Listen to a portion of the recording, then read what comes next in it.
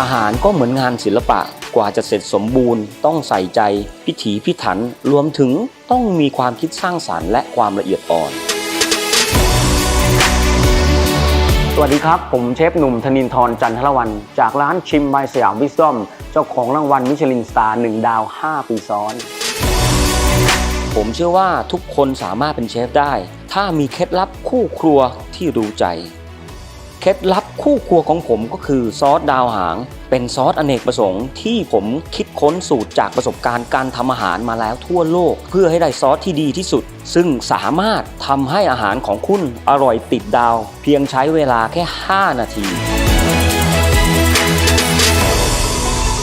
และวันนี้ผมจะมาสาธิตการทำอาหารง่ายๆโดยใช้ซอสดาวหางและเมนูที่ผมจะทำวันนี้ก็คือ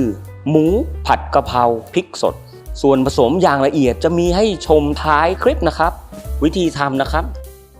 หั่นหมูเป็นชิ้นบางๆแล้วนำมาหมักกับซอสดาวหาง2 ช้อนโต๊ะ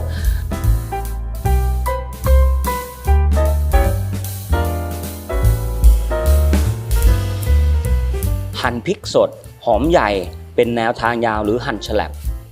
นำกระเทียมไทยและพริกจินดามาบุบบนเขียงหรือจะตำก็ได้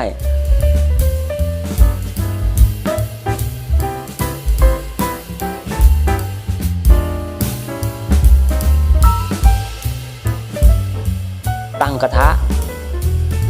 นำกระเทียมไทยและพริกจินดามารวนผัดให้หอมหลังจากนั้นก็ใส่หมูลงไปปรุงรสด้วยซอสดาวหาง2 ช้อนโต๊ะ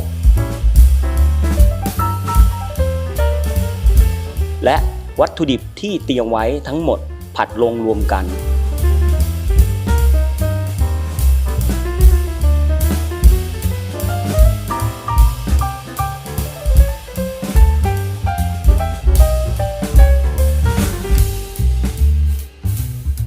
หลังจากนั้นนำใบกะเพราโรยลงไป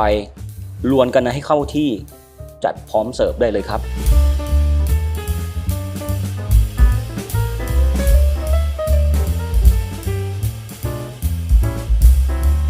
และนี่ก็คือเมนูหมูผัดกะเพราพริกสดอร่อยติดดาวง่ายๆเพียงแค่5 นาทีหากใครอยากดูเคล็ดลับการทำอาหารของผมอีกกดติดตามได้ที่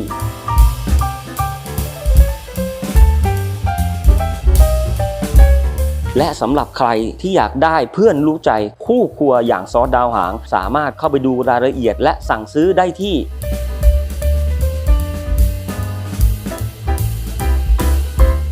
มาดูกันว่าครั้งหน้าเมนูต่อไปที่ผมจะมาแชร์เคล็ดลับคืออะไรรอติดตามได้เลยครับ